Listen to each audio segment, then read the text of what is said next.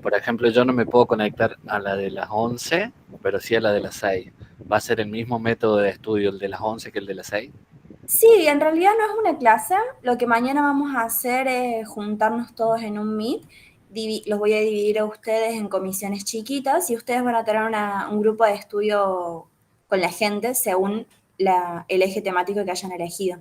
Va a ser la misma dinámica a las 11 que a las 6, pero no va a ser una clase donde yo me voy a poner a dictarles un tema, sino que entre ustedes van a ir como repasando o haciendo ejercicios. Y si necesitan, me van avisando y yo me voy conectando a los diferentes grupos. Genial, esa era la duda que tenía. Para la de la Perfecto. tarde sí, para mañana imposible. Buenísimo. Entonces, les comparto pantalla. Así arrancamos. Como les dije recién, un poco lo que vamos a ver hoy es la unidad 6, que es magnetismo, y la unidad 7, que sería óptica.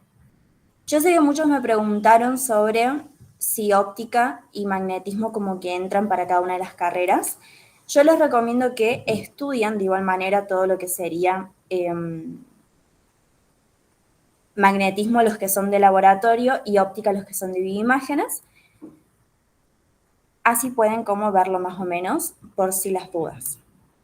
Bien, arrancamos entonces con magnetismo. Magnetismo, como habíamos dicho, o al principio, no sé si se acuerdan cuando vimos energía, los diferentes tipos de energía, dijimos que el magnetismo es una de las bases, esta más que nada se tiene en consideración o se toma como fuente del magnetismo lo que son los imanes, es decir, un elemento capaz de atraer el hierro.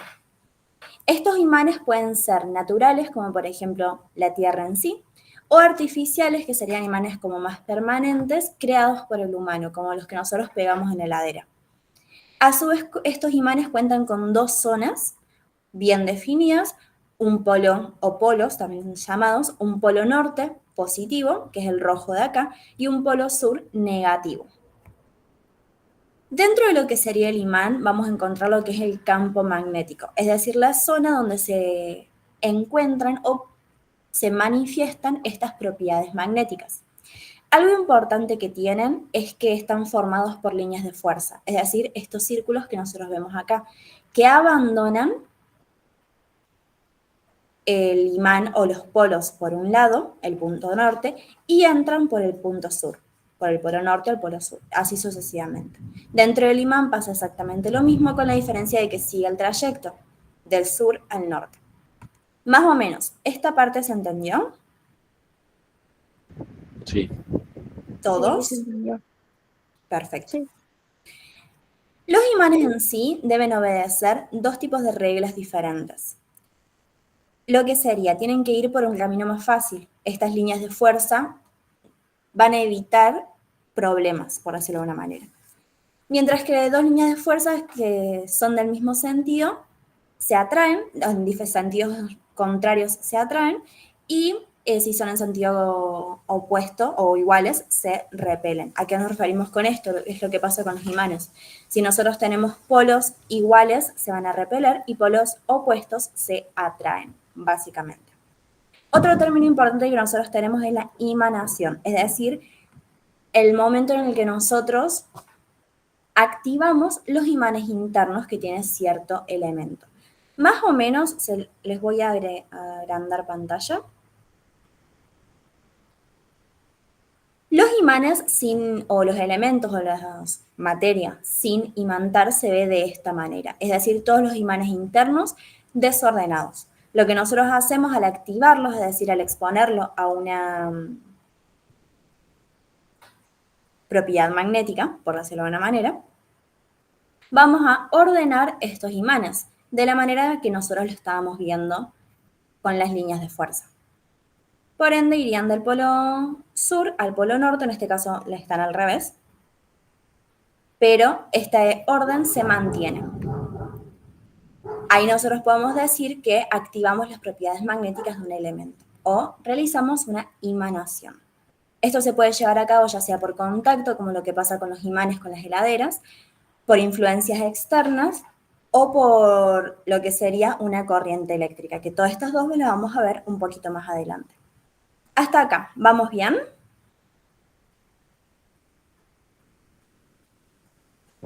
Sí. Buenísimo. Esto va a ser mucha teoría, así que va a ser como bastante rápido de pasar. Dentro de lo que son las propiedades de los imanes, vamos a tener dos que son muy importantes. 3. La coercitividad, la remanencia y la reluctancia. La coercitividad básicamente hace referencia a la facilidad que tiene un cuerpo de ser inducido y adquirir propiedades magnéticas. Es decir, el que se manifiestan bastante lo que son las propiedades magnéticas o la atracción al hierro. La remanencia, el tiempo que duran esas propiedades magnéticas activas.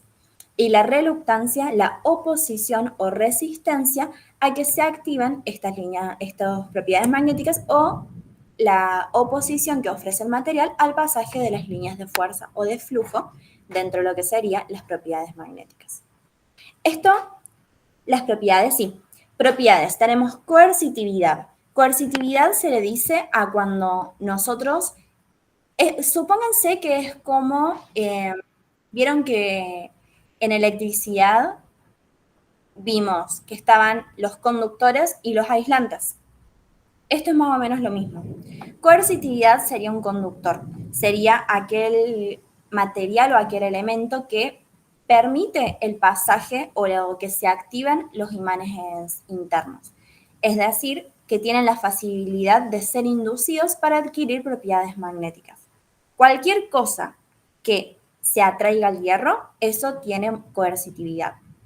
Remanencia es el tiempo que dura esa unión o esa propiedad magnética activa.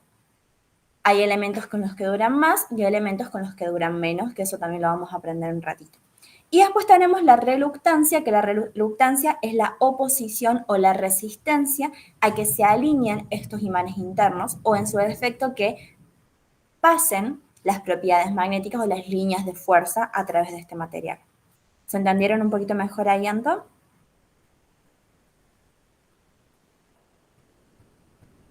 Espero que sí.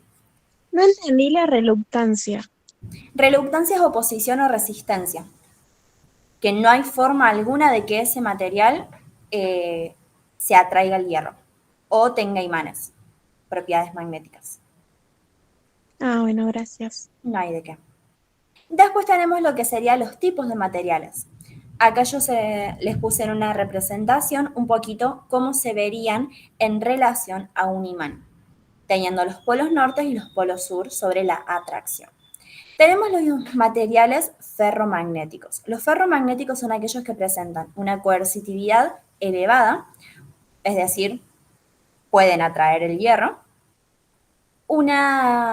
o pueden manifestar bastante bien las propiedades magnéticas, una reluctancia elevada, es decir, que esa unión o esa atracción al hierro va a ser bastante duradera, y una reluctancia nula. Estos no hay forma de que no tengan esa oposición o esa resistencia. Por ende, algunos ejemplos que podemos tener, acá yo les puse el hierro, que es el más fácil para activar estas propiedades magnéticas. Tenemos el níquel, el cobalto y sus aleaciones. Acá podemos decir que los espines se alinean debido a que las fuerzas que se ejercen entre sí forman dominios. Es decir, cada una de estas líneas serían dominios que presentan o activan estas propiedades magnéticas. Algo sí importante es que los ferromagnéticos pueden perder sus propiedades magnéticas cuando llegan a un punto crítico llamado punto crítico de Curry, que son a los 760 grados centígrados. Es decir, que si nosotros exponemos algún material ferromagnético, ya sea hierro, níquel, cobalto o sus aleaciones, a estas altas temperaturas, 770 grados centígrados, van a dejar de ser ferromagnéticos. Pasamos ahora a lo que sería paramagnéticos. Paramagnéticos son aquellos que presentan propiedades similares a los ferromagnéticos, pero en un grado menor. Por ende, podemos decir que presentan una coercitividad media, reluctancia media, remanencia media, disculpen, y reluctancia, que es la oposición, nula. Esto se convierte en imanes cuando el campo magnético que nosotros vemos acá está orientado en la misma dirección. Es decir, de norte a sur en el interno y las líneas de fuerza de por afuera van de norte a sur, de sur a norte y de norte a sur, que nos permiten tener esta atracción al imán, pero capaz en menor medida que las ferromagnéticas. Algunos ejemplos, acá yo les puse el aluminio, también pueden ser el magnesio, el oxígeno, el platino, sulfato de cobre.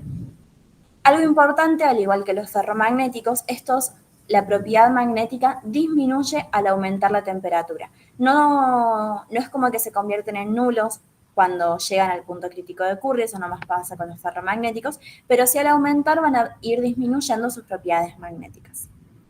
¿Se entendió el paramagnético y el ferromagnético? Sí. ¿Los demás?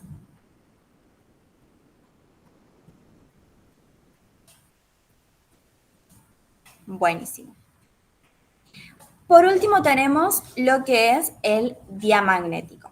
Diamagnético se los conoce como imanes inversos. Acá nosotros podemos ver los polos se encuentran en el mismo polo que el imán que nosotros tenemos acá, por ende no hay forma de que se activen las propiedades magnéticas. Polos iguales se repelen. Y las líneas de fuerza van en sentido contrario a lo que nosotros necesitaríamos para coincidir con el imán al que nosotros lo estamos exponiendo. Por ende podemos decir que el diamagnético es un imán inverso, el que presenta una elevada reluctancia, nula coercitividad y nula remanencia. No hay forma alguna de que los diamagnéticos presenten o se adhieran a sus propiedades magnéticas. ¿Se entendió este de acá? Sí. Sí. Oye, algunos ejemplos pueden ser el bismuto, plomo, azufre, agua, zinc, oro, mercurio, hidrógeno. Les menciono estos dos ejemplos porque me acuerdo de cuando yo rendí el examen de ingreso, a mí me pusieron el nombre de las características, cómo era la comparación con la coercitividad, remanencia y reluctancia, las características, en este caso me acuerdo que había dicho el punto crítico de Curry, en el paramagnético que su permeabilidad es igual al aire, y en el diamagnético que son imanes inversos, y algunos ejemplos. Así que yo fui recolectando todo lo que decía en el apunte y se lo fui poniendo acá por si les llega a tocar el mismo ejercicio. Pasamos entonces a lo que sería el electromagnetismo. El electromagnetismo básicamente es el estudio de un fenómeno que se produce cuando la corriente eléctrica atraviesa un conductor, como lo estamos viendo acá, y crea un campo magnético, como lo vemos acá en el espacio más inmediato. Esta corriente eléctrica, que es la que nosotros aprendimos en la unidad anterior, es la que en cierta forma, podríamos decir, actúa como si fuese un imán, originando unas desviaciones en las agujas magnéticas, que eran las líneas de fuerza que nosotros vimos recién, activando este efecto magnético. ¿A qué nos referimos con esto? Volvamos para atrás. El electromagnetismo sería cuando nosotros podemos activar las propiedades magnéticas de cierta sustancia o de cierto elemento cuando lo exponemos a una corriente eléctrica.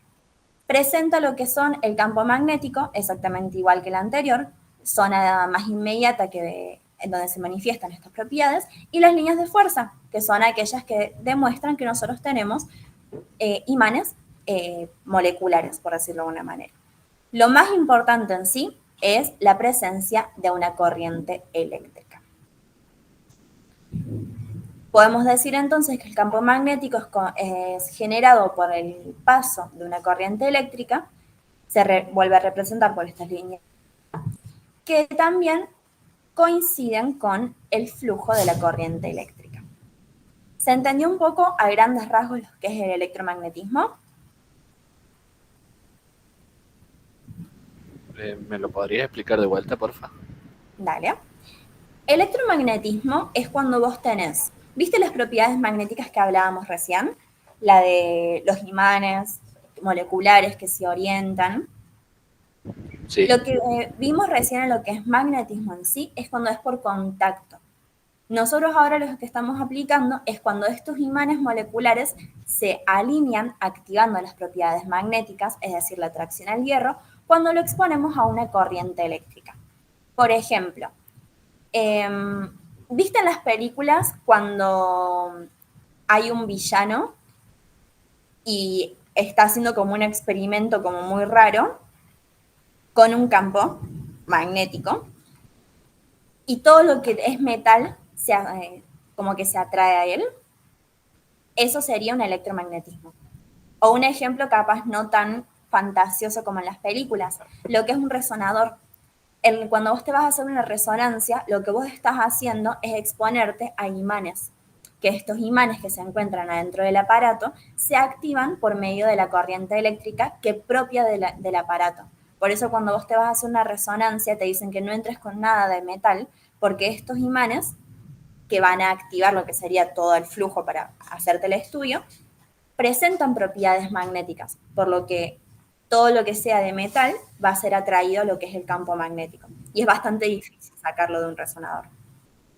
¿Se entendió un poquito mejor ahí? Sí, sí, ahora sí. A fines gráficos o prácticos es bastante complicado como...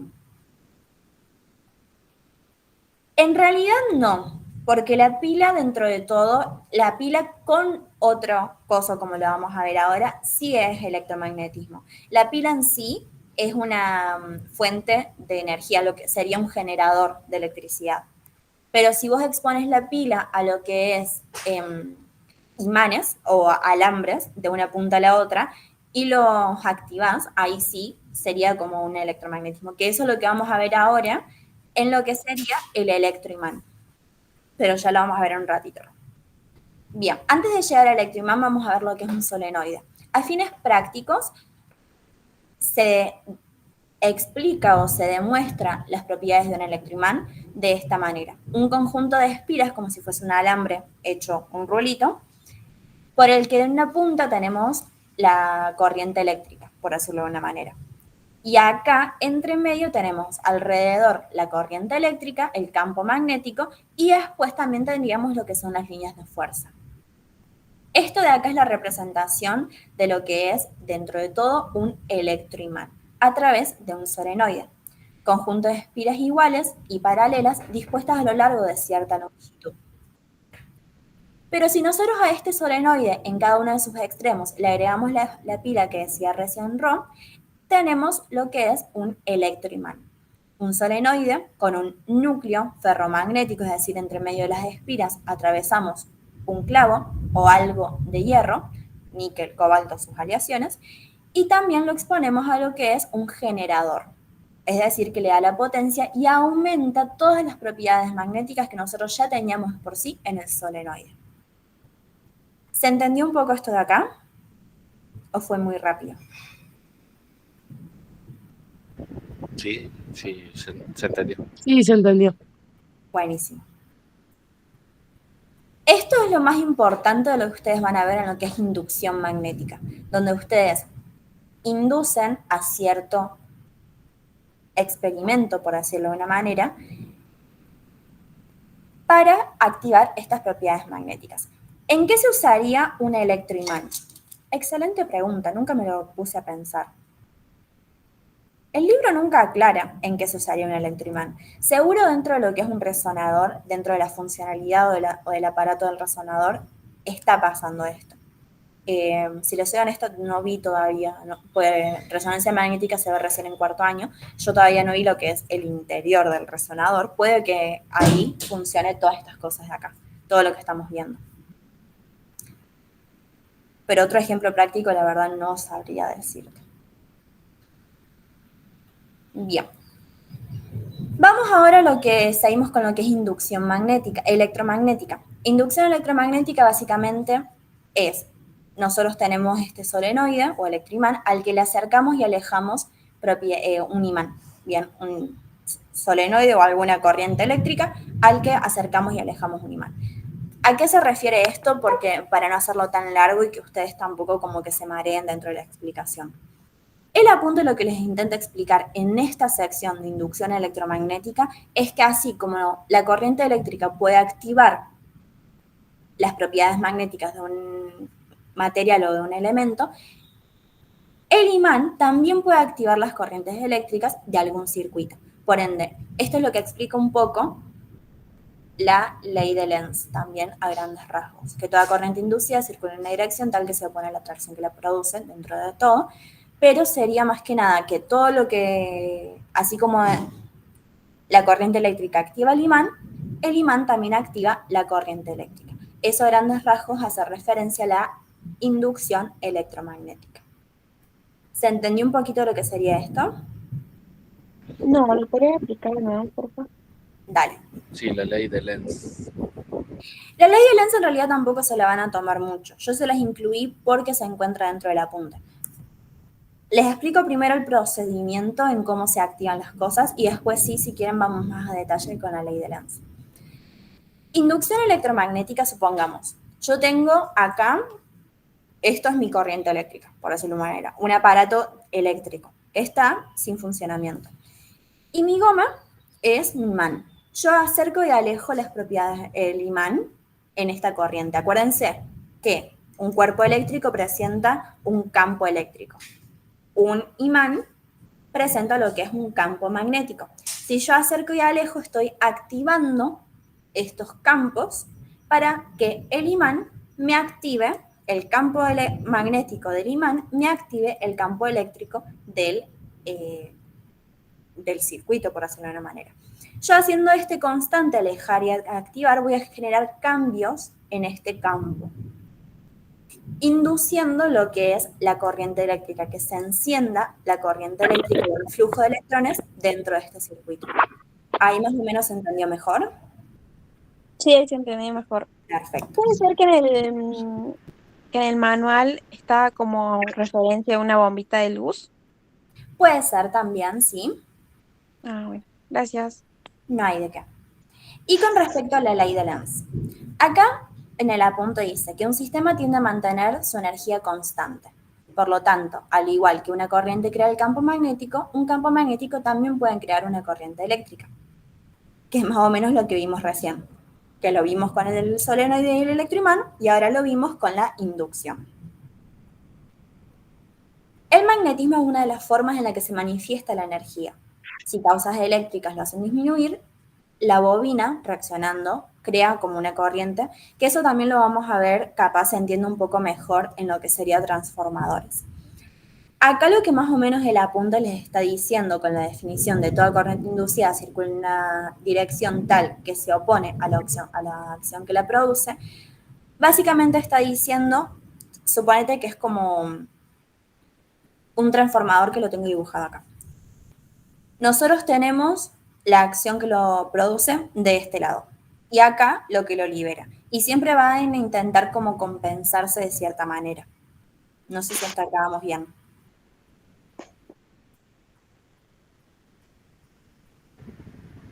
Sí. Bien. O suponete de el cargador de teléfono. Volvemos al ejemplo que les di en la primera clase. Nosotros en lo que sería la toma de corriente de nuestra casa tenemos una diferencia potencial de 220 voltios. Pero mi teléfono necesita un voltaje de 2,4 como máximo para poder cargar mi teléfono. ¿A qué vamos con esto? Dentro de lo que es el cabezal de mi cargador tenemos un transformador de corriente en donde la energía que me entra, que es de 220, la va a transformar de tal manera, que ya lo vamos a ver, para que salga en menor cantidad, en menor voltaje, y así no me queme el teléfono. Por eso es lo que les dice acá la ley de Lenz. Toda corriente inducida circula en una dirección tal que se opone a la atracción que lo produce. Yo tengo ciertas cosas, 220 voltajes me entra, la transformo de tal manera que para que no me queme la circulación, sería una de las funciones de una resistencia. No sé si tanto sería la resistencia porque el transformador no tiene resistencia, pero sí, más o menos dentro del lenguaje de electricidad podría ser la resistencia. Pero más o menos se entendió así. Sí. Justamente tuve un problemita de eso en la moto y tuve que comprar un regulador para que baje el consumo de electricidad y no se quemen las cosas. Genial. Eso es lo que vamos a aprender ahora, lo que sería el regulador que vos compraste. Un transformador o regulador son dispositivos que cuentan con dos bobinas. Una bobina principal, que es en donde entra la corriente, y una bobina secundaria, que es en donde sale. Esto, entre medio, sería como la suma de dos electroimanes, porque presentan propiedades magnéticas entre sí. Y a lo que circula o lo que pasa a través de la inducción electromagnética que aprendimos recién. Dependiendo la función que nosotros querramos, van a ser transformadores elevadores o transformadores reductores. En el caso del ejemplo que nosotros tenemos acá en la imagen, tenemos, vamos a bajar un poquito el zoom. La bobina primaria es la de rojo, que es en donde entra el circuito. Supongamos que era los 220 de la toma de corriente. La bobina secundaria es en donde sale la corriente ya transformada, es decir, los 2,4 que necesita mi teléfono para cargarse. Mi bobina principal va a tener una serie de espiras. Como es un transformador reductor, las bobinas del primaria va a contar con una mayor cantidad de espiras que la bobina secundaria. Esta diferencia de espiras es la que va a hacer la reducción en la corriente entrante con respecto a la saliente. ¿Se entendió? ¿Más o menos acá? Sí. ¿Todos? Sí. Excelente. Caso contrario es cuando nosotros tenemos un transformador elevador. Como por ejemplo, si nosotros lo damos vuelta. La bobina primaria sería la de azul, la bobina secundaria sería la roja. Entra una corriente, por ejemplo, ¿no? Estamos en un shopping y se corta la luz y tenemos un generador de energía. Y este generador de energía es, supongamos, no tan potente. Por ende, cuenta con un transformador que presenta en su bobina principal menores espiras que en la bobina secundaria, la saliente, para poder proporcionarle electricidad a todo el shopping. Por ende, vamos a tener este aumento de corriente o de voltaje debido al aumento de espiras entre el primero y el segundo. ¿Se entendió la diferencia entre ambos? Sí. Una pregunta, Cami. Sí. ¿Esta como que elevación de potencia es como instantánea o requiere alguna especie de tiempo o trabajo? No sé si requiere tanto tiempo, porque cuando vos pones a cargar el teléfono te empieza a cargar automáticamente. Sí, dependiendo capaz el aumento de temperatura que vos necesitas, o de temperatura no, de electricidad o de corriente, o el aparato con el que vos estés trabajando, sí va a ser el tiempo. Pero suelen ser bastante inmediatos, porque acuérdate que la corriente eléctrica, los electrones viajan a nivel de la luz. Claro, muchas gracias. No hay de qué. Entonces, ya con esto terminamos lo que sería la unidad 6. ¿Les parece que pasemos a la unidad 7? Sí. ¿Hay ejercicios prácticos sobre el tema de transporte? No, ejercicios prácticos no. Toda la unidad 6 va a ser teoría.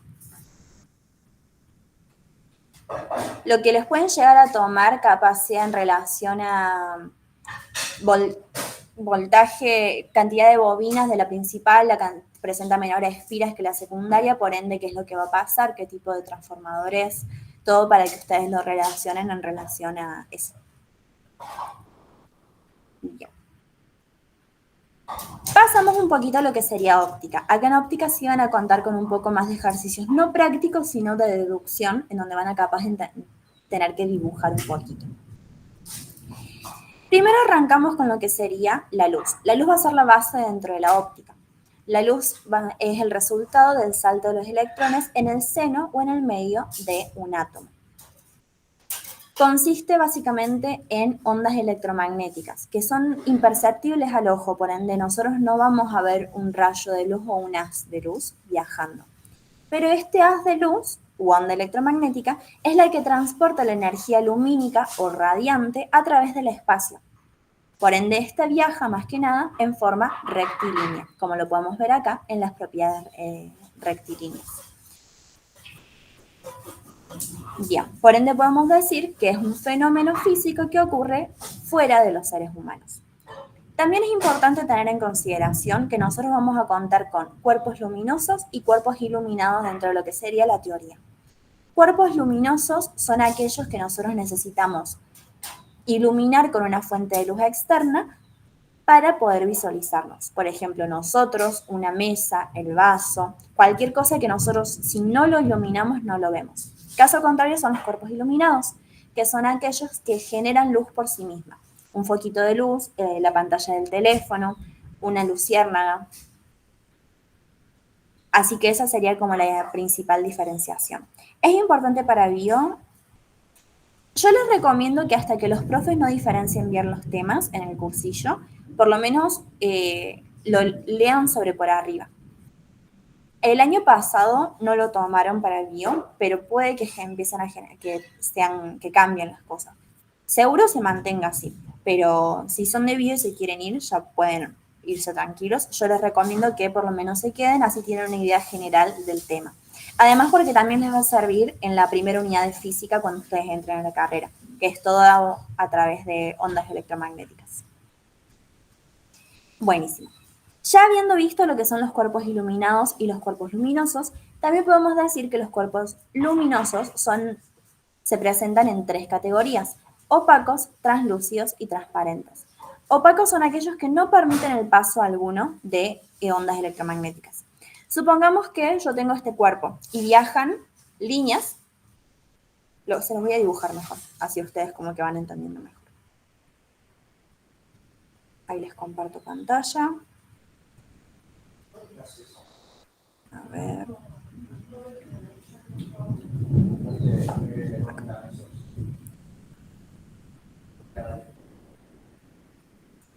Tenemos lo que sería.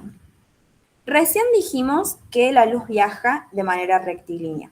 Nosotros tenemos una fuente de luz, supongamos este círculo, del cual salen a través de estas ondas electromagnéticas de manera recta. Siempre, siempre, siempre van a viajar de manera recta, indiferente la forma que tenga ese objeto. Pueden ser estas ondas que viajen de manera convergente, es decir, hacia un mismo punto, como puede pasar con la lupa, divergente que se abran, como por ejemplo con los lentes, o paralelo, como puede pasar con el láser. Lo importante acá también son los diferentes cuerpos. Nosotros vamos a tener un cuerpo opaco, que voy a intentar pintarlo lo más posible, que viaja la luz de manera rectilínea, pero no pasa. En los cuerpos opacos son aquellos que no permiten el paso de luz a través de ellos. Por ejemplo, una pared. Por ejemplo, una pared, por ejemplo, nuestra mano, una hoja de papel bien gruesa. Cualquier cosa que no permita el paso de la luz se le considera opaco. En cambio, translúcido, vamos a dibujarlo un poquito menos, son aquellos que permiten el paso parcial de la luz o en su defecto distorsionado. ¿A qué se debe esto? Presentan porosidades o alguna como movimiento en el cuerpo, por ende va a pasar la luz o en menor cantidad o de manera distorsionada. Por ejemplo, la tapita de los cuadernillos, vieron que tienen la tapa transparente de adelante. No es transparente completamente, sino que es translúcida al presentar ese relieve y un poquito más como grisáceo el color. Y en cambio tenemos los transparentes. Transparentes es que permiten el paso perfecto de la luz a través de ellos.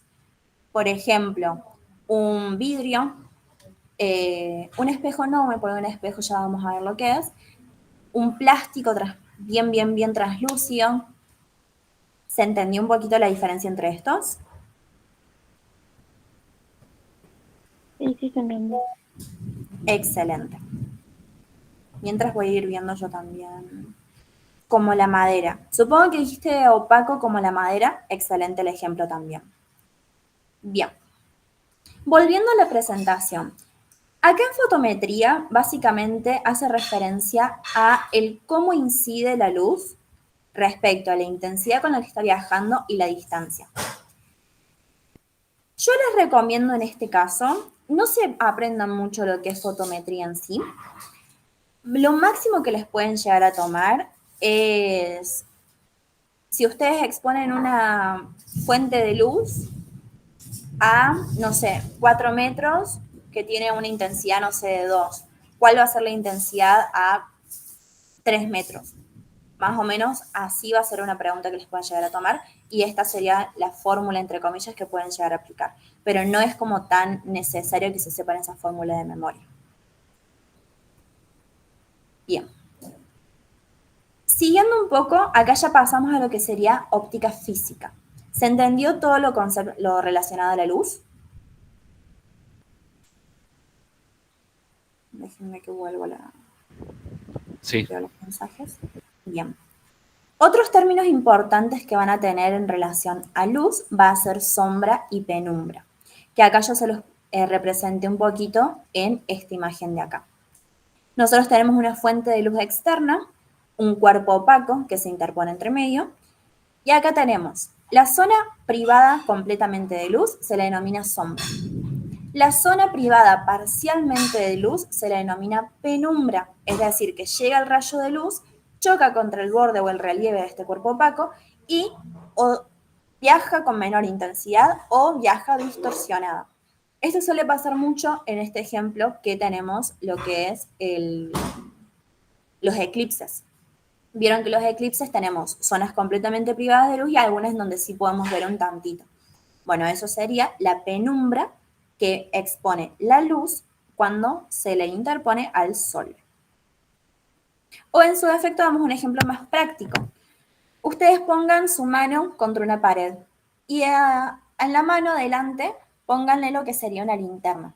Van a ver que en la pared se les va a marcar una parte completamente negra, que es la sombra de su mano, y alrededor como un grisecito bastante distorsionado, que sería la penumbra. ¿Se entendió un poco también esto de acá? Sí. Perfecto. Ahora sí vamos a pasar a lo que sería reflexión y refracción, que es óptica física. Reflexión básicamente hace referencia a cuando nosotros incidimos o una rayo de luz incide sobre un cuerpo de manera oblicua y este sale rechazado por el mismo.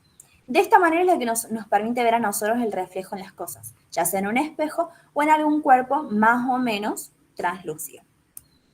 Tenemos un rayo incidente que viaja, choca contra este cuerpo o esta superficie sólida y sale rechazado en una dirección, ya sea regular o de 90 grados, no 90 grados, sino como más aguda, como siguiendo la misma dirección que tenía, o difusa. Yo suponía que sí la tenía fijada, ahí nos fijamos. Déjenme ver. Sí se está compartiendo, pero chiquitita. Bien, creo que ustedes cualquier cosa la pueden fijar. Déjenme ver si yo lo puedo fijar. Así ya les permito ver eso. A ver.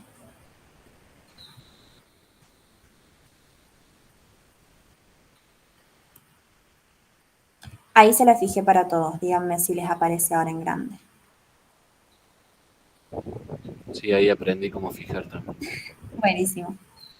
Bien, entonces habíamos dicho que la reflexión es el proceso en el cual tenemos un rayo de luz que incide sobre una superficie plana y sale rechazado, permitiéndonos ver ese reflejo.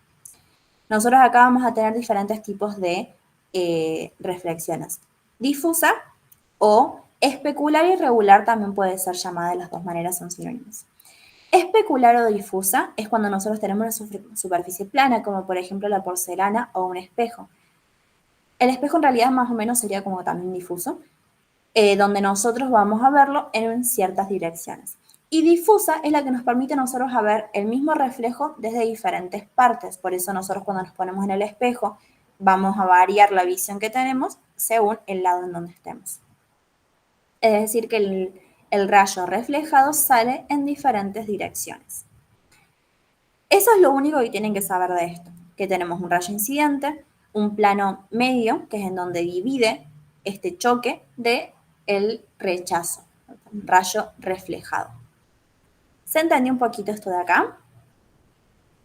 Puede ser como un ejemplo de la reflexión regular. A que no sea la porcelana, Sí. capaz como un cuerpo bien, bien, bien pulido.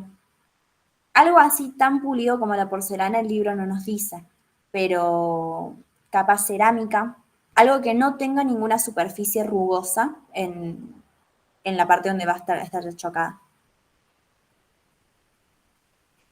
No sé si se entendió mejor ahí. O sea, no entiendo porque el espejo no tiene parte rugosa, creo yo, ¿no? Si vos lo ves dentro de una manera muy molecular, sí. Bueno. Por eso es como que es la diferencia entre algo bien, bien, bien pulido como es la cerámica o bien, bien, bien finito, como capaz un espejo, un vidrio o algo que pueda tener alguna rugosidad molecular. Bueno, gracias, Cami. No hay de qué. Repetimos entonces lo que es la reflexión. Es el fenómeno que nos permite a nosotros visualizar una imagen por medio del rechazo que sufre un rayo de luz. Un rayo de luz va a entrar como un rayo incidente, va a chocar contra la superficie sólida, va a salir rechazado o reflejado. Rayo incidente, rayo reflejado. Más o menos, eso sería la... No sé si se entendió ahí mejor, Janet. Perfecto. Pasamos entonces a lo que sería refracción. Refracción va a ser lo mismo, vamos a tener un rayo incidente, es decir, un rayo de luz que entra, pero esta vez no va a ser en un medio sólido, sino en medios líquidos que presenten diferentes densidades. Acá tenemos el medio 1 y el medio 2, y la línea media que separa los dos puntos sería. Cuando nosotros tenemos un rayo incidente, este va a entrar y cuando choca contra la otra superficie va a generar un cambio en su distancia y velocidad en la que viaja, dependiendo de la densidad. ¿Vieron cuando ustedes ponen en un vaso un lápiz y ven el lápiz de cierta manera y cuando choca el agua ven como que el lápiz se movió un poquitito? Eso se debe a la refracción que sufre, porque la densidad del agua no es la misma densidad que tiene el aire, por eso genera esa diferencia en la visión. Acá van a ser muy importantes diferentes términos. Primero que nada, el medio. El medio 1 no tiene que coincidir con el medio 2. Después, la densidad. Hay que comparar las densidades de ambos medios, si una es mayor que la otra o si el medio 1 es mayor, tiene mayor densidad que el medio 2 o si el medio 2 tiene mayor densidad que el medio 1. Después, el índice de refracción. A grandes términos, el índice de refracción es la diferencia entre la velocidad de la luz con la velocidad en la que viaja el rayo incidente en el medio en el que se encuentra. No es necesario que hagan ese cálculo para determinar el índice de refracción. Yo lo que les recomiendo que hagan es consideren al índice de refracción, o N, como también se le puede conocer, como sinónimo a la densidad. Si aumenta la densidad, va a aumentar el índice de refracción. Si disminuye la densidad, disminuye el índice de refracción. Y otro término importantísimo es velocidad. La velocidad con la que viaja el rayo incidente en el medio 1 con respecto al medio 2. Acá lo que vamos a hacerlo es considerar a velocidad como un opuesto a lo que es densidad. Si aumenta la densidad, disminuye la velocidad. Si disminuye la velocidad, aumenta la densidad. Supongamos que no tenemos rayos, sino que nosotros estamos viajando en lo que sería un barquito con remos y pasamos de una parte de un río o el mar con agua, tranca, y después justo pasamos por una sección que tiene petróleo, bien denso, porque se rompió un barco.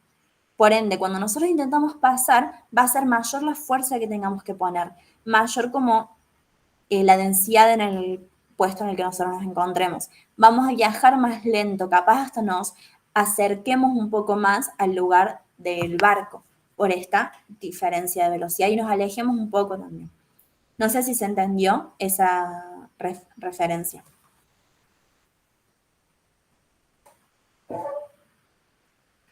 ¿Velocidad de la luz tiene algún número que lo represente? Sí, la velocidad de la luz es 3 por por 10 elevado a la 8. Hay un ejercicio en la guía que dice el 90% de la velocidad de la luz. Ahí vos tendrías que sacar un porcentaje. Si el 100% es 3 por 10 a la 8, ¿cuánto va a ser el 90%? Que es una regla de 3 simple.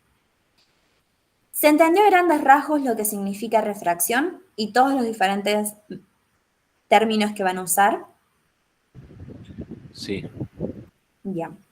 Dentro de lo que sería el examen, a ustedes lo que le van a poner seguramente es la comparación entre, por ejemplo, diciendo, entra un rayo incidente en un medio 1 que tiene una densidad de 2 y pasa a una medio 2 que tiene una densidad de 4. ¿Qué va a pasar en relación a su velocidad con respecto a la media y el índice de refringencia? Ahí nosotros dijimos que pasaba de un medio con densidad 2 a densidad 4. Por ende, aumenta la densidad. El índice de refringencia va a aumentar.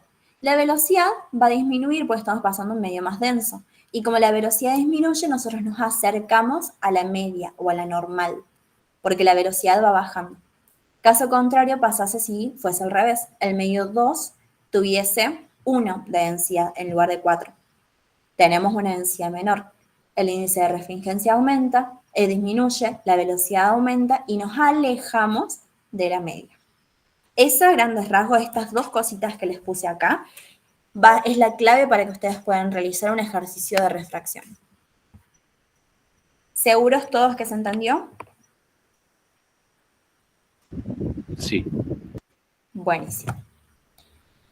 Seguimos entonces con lo que es óptica, pero acá vamos a analizar más que nada lo que es ondas electromagnéticas. Una onda electromagnética es lo que nosotros tenemos acá, una oscilación de ya sea sonido, luz, radiación en el vacío. Acá nosotros vamos a encontrar que tenemos como si fuese una colina y una lomada. Esta colina, de la línea media hasta el punto más alto, se le denomina la amplitud de onda. La distancia entre la punta más alta de la colina hasta la otra punta más alta de la colina se le denomina longitud y la cantidad de colinas que tenemos o la cantidad de ondas u oscilaciones que tenemos se le denomina frecuencia. Esas son las tres definiciones que ustedes van a necesitar dentro de lo que sería esta sección. Otra cosa importante también es velocidad, la diferencia o la multiplicación entre la longitud y la frecuencia. La longitud también la pueden conocer como lambda, con una Y dada vuelta. Otra cosa importante dentro de acá sería la ventana óptica. Ahí les voy a hacer zoom, así de paso pueden ver mejor. Ventana óptica hace referencia a lo que nosotros podemos observar. Los colores que nosotros podemos ver, que nomás los podemos encontrar dentro de los 400 a 700 nanómetros. Nanómetros sería 1 por 10 a la menos 9. Todo lo que está por arriba de eso se le denomina infrarrojo, lo que está por debajo de eso se le denomina ultravioleta. Acá también vamos a encontrar las diferentes ondas o rayos con los que nosotros vamos a realizar diferentes estudios dentro de bioimágenes. Por eso les recomendaba a los chicos de bio que se queden, porque estos términos ustedes los van a aplicar en lo que sería la primera unidad de física de primer año. Siguiendo con la teoría, esto ya va a ser muy teórico. Acá tenemos un poco de química. Lo otro que les explica el apunte también va a ser el cómo nosotros podemos visualizar los colores. Supongamos que tenemos esta goma. Esta goma es como una naranjita. La luz que viaja en realidad es una luz blanca que contiene todos los colores habidos por haber en sus gamas. Incide contra este objeto y sale reflejado. Pero la única onda que sale reflejado es la de este tono de naranja que yo puedo visualizar. Todos los demás colores son absorbidos, a excepción del tono de naranja que estoy viendo. Por eso son los colores que nosotros visualizamos y las diferentes gamas.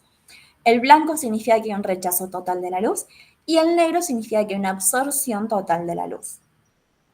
También lo que tienen en el apunte, que esto ya para los chicos de bio no es muy importante, pero sí esencial para los chicos de laboratorio, es el microscopio. El microscopio básicamente es el artefacto con el que nosotros vamos a trabajar a lo largo de nuestra carrera. Lo que yo les recomiendo que lean del microscopio son las diferentes partes y las propiedades. No importa tanto los lentes, el ojo humano, nada de eso, sino más que nada las partes del microscopio que van a tener los oculares, el cuello, el pie, los objetivos, van a tener también lo que es la platina que sostiene la muestra, los rodillos, por decirlo de una manera, o los anillos macro y micro, que son los que nos permiten mover para arriba y para abajo. Eso sí es importantísimo que lo sepan porque les va a servir más que nada como introducción a la microscopía. Y con eso terminamos lo que es física. ¿Les quedó alguna duda, chicos? ¿Algo que no les haya quedado claro?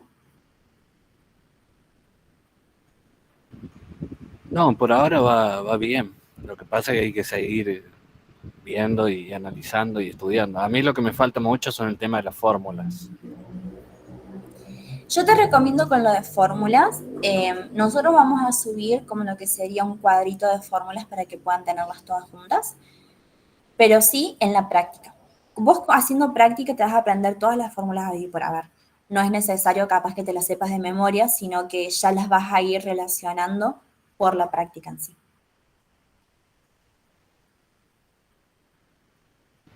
Genial, muchas gracias. No hay de qué. A los Y demás, mañana en las clases podemos hablar de las fórmulas y las pueden explicar de nuevo, por favor. mañana no vamos a tener clases, vamos a tener grupos de estudio.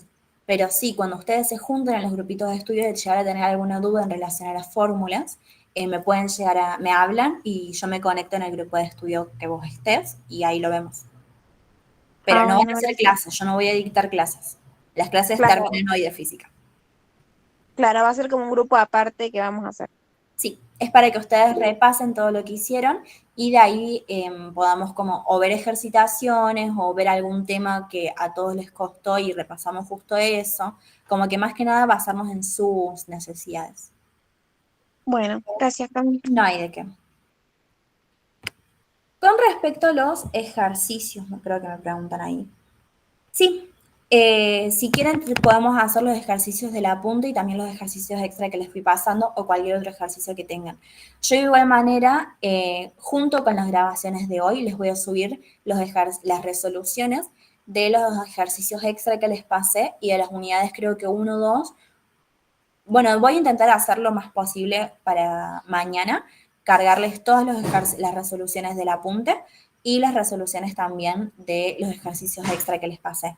Así que si llegan a tener alguna duda, podemos verlo también o ya te tienen resueltas con el paso a paso en el Classroom. ¿Alguna otra duda? Voy apagando y paso a la grabación.